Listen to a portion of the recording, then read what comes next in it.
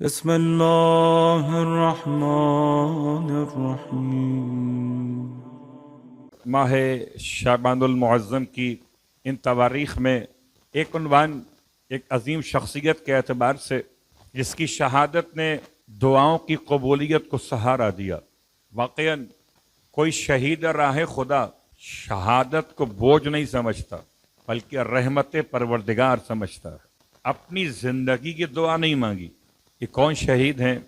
یہ شہید ہی تو سعید ہیں، اور سعید ہیں تو فرزند جبیر ہیں۔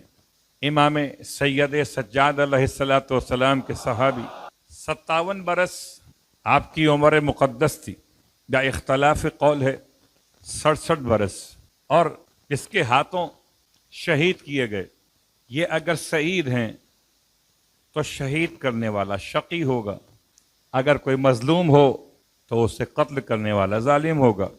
جب سعید ابن جبیر کو گرفتار کیا گیا محبت اہل بیت کے جرم میں، تو جس کی حکومت تھی اس علاقے میں، اس کا نام تھا حجاج ابن یوسف الثقفی علیہ اللعنہ۔ اس امت کا ظالم ترین حکمران حجاج، کہ جس کی موت کے وقت بھی 1,00,000 افراد زندان میں تھے۔ اس حد تک سخت ظالم تھا کہ اکثر قیدیوں کے لباس گل چکے تھے، برہنہ تھے۔ حجاج نے جتنے مظالم کیے ان میں سے ایک اور یاد دلاؤں آپ کو، حضرت کمیل ابن زیاد کا قاتل کون ہے؟ حجاج۔ حضرت کمیل ابن زیاد النخعی الیمانی سے مولائے کائنات علی ابن ابی طالب علیہ السلام کے الفاظ فرمایا، لعن اللہ قاتلک الحجاج ابن یوسف الثقفی۔ کمیل تمہارے قاتل پہ خدا کی لعنت ہوگی۔ امام نے حضرت کمیل ابن زیاد کو ان کی زندگی میں ان کی شہادت کی خبر دی۔ ایسے ہی یہ مولائے کائنات کے خاص افراد میں شامل تھے، اور سعید چوتھے امام کے چاہنے والوں میں، اصحاب میں خاص تھے۔ ان کو بھی البتہ کمیل ابن زیاد نے وہ دعا نہیں مانگی جو سعید ابن جبیر نے مانگی۔ دونوں شہید ہیں، دونوں مکتب اہل بیت کے خاص نام ہیں۔ اگر دعائے کمیل نہ ہوتی تو آپ کو بھی یہ نام اتنا یاد نہ ہوتا۔ بتائیں ایمانداری سے، اگر دعائے کمیل نہ ہوتی تو کمیل ابن زیاد النخعی الیمانی، اور اگر جناب کمیل کا مزار مسجد حنانہ اور مسجد سہلا کے درمیان میں نہ ہوتا تو شاید کسی کو ان کا مزار بھی ایسا یاد نہ رہتا۔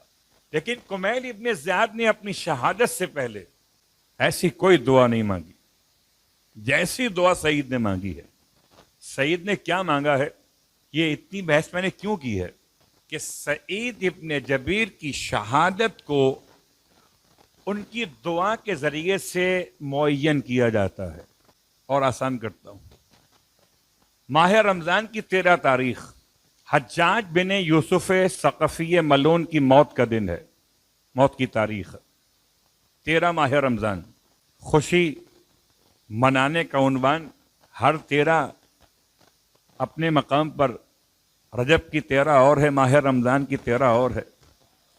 کہیں پر ولایت کی خوشی ہے، کہیں پر برات کی خوشی ہے۔ تو ماہ رمضان کی 13 تاریخ، اگر حجاج کی یہ تاریخ موت صحیح ہے تو 20 دن پہلے اس تاریخ سے سعید کی شہادت ہے۔ 20 دن پہلے، ایک روایت یا 40 دن پہلے۔ سعید نے دعا کیا مانگی تھی؟ سعید ابن جبیر کو جب گرفتار کیا گیا تو سعید ابن جبیر نے خدا سے دعا مانگی کہ پروردگار، اب میرے بعد حجاج کسی اور کو قتل نہ کر سکے۔ یہ وہ عظیم دعا تھی جس کے نتیجے میں حجاج کے بعد، یعنی جناب سعید کی شہادت کے بعد، حجاج کسی اور کو قتل نہیں کروا سکا۔ اگر آپ یہ دعا مانگتے مجھے بچا لے تو خدا بچا لیتا۔ آپ نے اپنے پیچھے رہ جانے والوں کی ایسی حیات مانگی ہے، کیا کمال ہے، قسم بخدا۔ آپ کیا سمجھتے ہیں کہ حجاج کو نارمل انداز سے شہید کیا گیا تھا؟ نہیں، بھرے دربار میں حجاج کو بلایا گیا. حجاج نے بلوایا جناب سعید کو, اور سعید ابن جبیر سے نام پوچھا حجاج نے. مسمک سعید کہتے ہیں اسمی سعید, تمہارا نام کیا ہے؟ حجاج کہتا ہے, سب جانتا ہے نام کیا ہے, کا نام سعید ہے. کہ بل انت شقی. حجاج پلٹ کے کہتا ہے نہیں تم تو شقی ہو. اب یہ سعید اور شقی دونوں آپس میں ضد ہیں. جو سعید ہوگا وہ شقی نہیں ہو سکتا, جو شقی ہوگا وہ سعید نہیں ہو سکتا.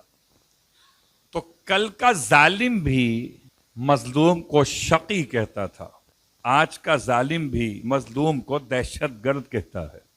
بل انتا شقی. باپ کا نام کیا ہے؟ کہ ابن جبیر. لا ابن کثیر. اب یہ کثیر سین سے کثیر, شقی ابن کثیر. جبیر اور ہے اور کثیر اور ہے. یہ دونوں بھی آپس میں ضد رکھتے ہیں. جبیر کہتے ہیں جوڑنے والے کو, کثیر کہتے ہیں توڑنے والے کو یا ٹوٹے ہوئے کو. حجاج نے حکومت کے نشے میں سعید کے نام کو اس کے باپ کے نام کے ساتھ ذلیل کرنا چاہا. کیا حلم تھا سعید کا. فرمایا امی, میری ماں, عارف بے اسمی من کا, میری ماں بہتر جانتی ہے کہ میرا نام کیا ہے تیرے مقابلے پر. نہ فحش گفتگو ہے, نہ غصہ ہے, نہ جلال کا عالم ہے. حجت کے ساتھ جواب دے رہے ہیں صحیح. حجاج کو یہ سننے کی عادت تھی نہیں. اس نے کہا تم میرے سامنے زبان چلاتے ہو. سوال کیا مولائے کائنات کے بارے میں, سوال کیا شیخین کے بارے میں, اور جب آپ کے جوابات بڑے قانے تھے تو حکم دیا کہ سعید کو ذبح کیا جائے. بھرے دربار میں چٹائی بچھائی گئی, اور چٹائی بچھا کر سعید کو قبلہ رخ لٹایا گیا. قبلہ رخ لٹا کر یہ کیا ثابت کرنا چاہتے تھے کہ یہ اہل قبلہ ہیں. کیا ثابت کرنا چاہتے تھے کہ یہ اہل قبلہ ہے, اور جس کو ذبح کر رہے ہیں وہ غیر اہل قبلہ ہے. سلام ہو سعید پر کہ سعید کو جیسے ہی قبلہ رخ کر کے چاہا کہ گلے پر خنجر رکھا جائے, سعید نے اطمینان کی حالت میں نہ روئے نہ چلائے, نہ زندگی کی خیرات مانگی, نہ بچوں کی فکر کی. زبان سے فرمایا وجہت وجہیا للذی فطر السماوات والارض حنیفا مسلما وما انا من المشرکین. یہ آیت آپ کے لیے تو ترجمہ آپ کو چاہیے ہوگا, مگر وہ سب عربی بیٹھے تھے. حجاج کی پہلی منصوبہ بندی فیل ہو گئی. وہ چاہتا تھا کہ سعید کو غیر اہل قبلہ میں شامل کروائے. سعید نے قبلے کی گواہی دے کے بتایا میں قبلے کا ماننے والا ہوں. یہ وہی آیت اس کو آپ دعائے توجہ کے طور پہ پڑھتے ہیں. جب کھڑے ہوتے نماز کے لیے رخ کرتے ہیں قبلے کی طرف, تب کہتے ہیں وجہ تو وجہ, یا میں نے اپنا چہرہ کیا للذی, اس کی طرف فطر السماوات والارض, جو زمین و آسمان کا پیدا کرنے والا ہے. حنیفا مسلما وما انا من المشرکین, میں اسلام کو پاکیزگی کے ساتھ قبول کرنے والا, میرا کوئی تعلق مشرکین سے نہیں ہے. حجاج نے آیت سنی. حجاج بھی تو حافظ قرآن تھا, تو کسی کے حافظ قرآن ہونے سے مروب ہونا نہ ہم نے کل سیکھا تھا نہ آج سیکھا. اس لیے کہ عامل قرآن اور ہوتے ہیں, حافظ قرآن اور ہوتے ہیں. بات واضح ہو رہی ہے. جھنجھلا کر کہا حجاج نے کہ یہ تو وہ آیت پڑھ رہا ہے جس سے ہمارا تو منصوبہ فیل ہو جائے گا. اس کا رخ کعبے سے موڑ دو تاکہ یہ ثابت کیا جائے کہ یہ غیر اہل قبلہ میں سے. جیسے ہی حجاج نے حکم دیا سعید کے رخ کو موڑنے کے لیے, سعید کے رخ کو قبلے سے موڑا گیا. سعید بھی کمال کے حافظ قرآن تھے. آپ نے آیت بدل دی, آیت کو آیت سے بدلا. اب پڑھنے لگے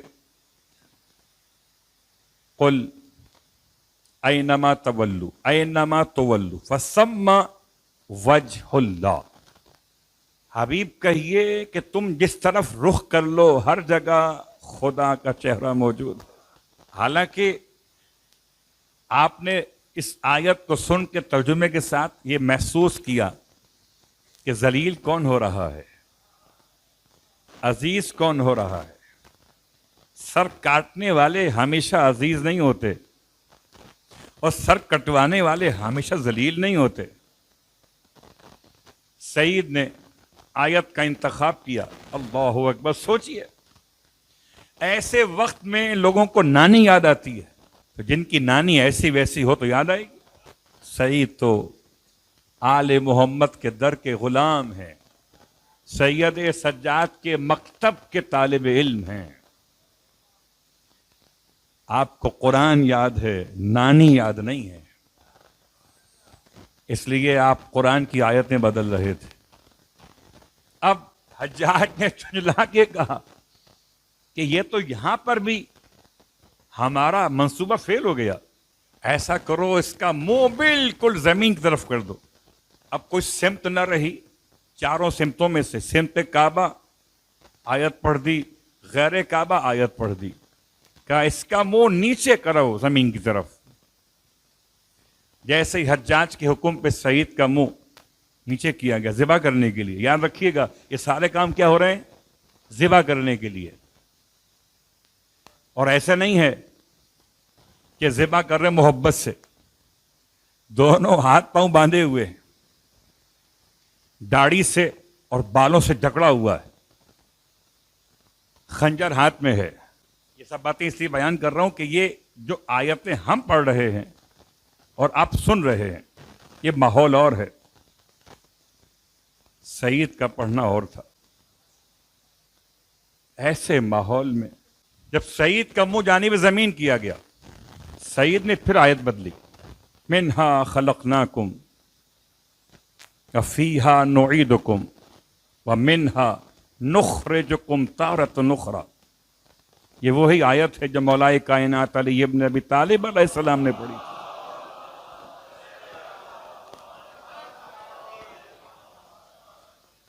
ہم نے تمہیں اسی زمین سے خلق کیا ہے اور ہم تمہیں اسی زمین میں واپس پلٹائیں گے اور ہم اسی زمین سے تمہیں دوبارہ اٹھا کے کھڑا کریں گے.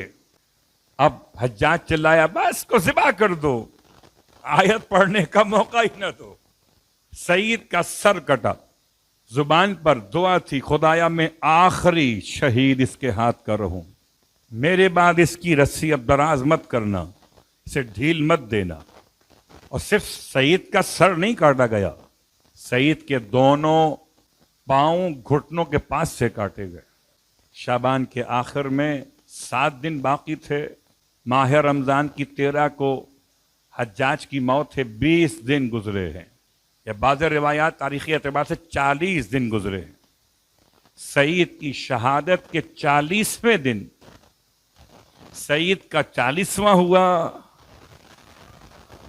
حجاج کی ہلاکت ہوئی. یا سعید کی شہادت کو 20واں روز ہوا، حجاج واصل جہنم ہوا، مرض عاقلہ میں گرفتار ہوا، اور اس کے ساتھ ساتھ چلاتا تھا تنہائی میں مالی والے سعید. اللہ اکبر. کیونکہ سعید سے کہتا تھا بتاؤ تمہیں کیسے مارا جائے. سعید نے ارشاد فرمایا تھا جیسے تو میرے ہاتھ سے مرنا پسند کرے. اسی لیے سعید اس کو اتنا ڈراتے تھے شہادت کے بعد بھی کہ چلاتا تھا، راتوں کو اٹھ کے بیٹھ جاتا تھا. یہ 20 دن کا واقعہ ہے. مالی والے سعید، میرا سعید سے کیا لینا دینا. خدا کی رحمتیں ہوں، خدا کی برکتیں ہوں شہیدان مکتب آل محمد پر. یقیناً تقوی کا بہترین موقع ماہ شعبان کا آخری ہفتہ، اس کو ہفتہ استغفار کہیے، اس کو ہفتہ آمادگی ماہ رمضان کہیے، اس کو ہفتہ قبل ماہ رمضان تلاوت قرآن کہیے، اس کو ہفتہ رد مظالم کہیے، اس کو ہفتہ بخشش و مغفرت کہیے. ایک نماز آپ کی خدمت میں استغفار کے اعتبار سے سرکار ختم یہ مرتبہ صلی اللہ علیہ وآلہ وسلم فرماتے ہیں اذا رأیت فی معاشک، جب تم دیکھو کہ تمہاری معاشی معاملات میں ضیقاً تنگی ہو رہی ہے، وفی امر کا التیاساً اور تمہارے معاملات میں رکاوٹ پیدا ہو رہی ہے، تو بجائے تعویذ گنڈے ڈھونڈنے کے فانزل حاجتک باللہ عز وجل، تو اپنی حاجت کو لاؤ اللہ کے سامنے. ولا تدع صلاۃ الاستغفار، اور مت چھوڑ دو نماز استغفار کو. وہی رکعتان، یہ 2 رکعت نماز ہے. تفتح الصلاۃ، نماز شروع کیجئے. وتقرأ الحمد، ہم پڑھیے. وَإِنَّا أَنزَلْنَا مَرَّةً وَاحِدَةً فِي كُلِّ رَكَعَةٍ، اور ہر رکعت میں الحمد کے بعد ایک مرتبہ سورہ انا انزلنا پڑھنا. 2 رکعت نماز کی نیت نماز استغفار. بجا لاتا ہوں قربتاً الی اللہ. الحمد کے بعد 2 رکعتوں میں ہر رکعت میں انا انزلنا، انا اعطینا بھی نہیں، سورہ اخلاص بھی نہیں. ایک دفعہ، بہت آسان سی نماز ہے، سورہ انا انزلنا. اور اس کے بعد ثم تقول بعد القراءۃ استغفر اللہ 15 مرہ، پھر حالت قیام میں پڑھو انا انزلنا کی تلاوت کے بعد حالت قیام میں 15 مرتبہ استغفر اللہ استغفر اللہ استغفر اللہ استغفر اللہ. حالت رکوع میں رکوع کے ذکر کے بعد 10 مرتبہ استغفر اللہ استغفر اللہ استغفر اللہ. اور اس کے بعد جب کھڑے ہو جاؤ رکوع سے اٹھنے کے بعد 10 مرتبہ استغفر اللہ استغفر اللہ استغفر اللہ. سجدے اولا میں ذکر کے بعد 10 مرتبہ، اٹھنے کے بعد 10 مرتبہ، سجدے ثانیہ میں 10 مرتبہ، اس سے اٹھنے کے بعد 10 مرتبہ، جیسے پڑھتے ہیں نماز جعفر طیار. ایسے سمجھیے اسے. تو ایک رکعت میں اگر حساب لگائیے تو 75 مرتبہ استغفار پڑھی جائے گی، اور 2 رکعت میں ملا کر 150 مرتبہ استغفار ہو جائے گی. یہ 4 رکعت نماز نہیں ہے، یہ 2 رکعت نماز ہے.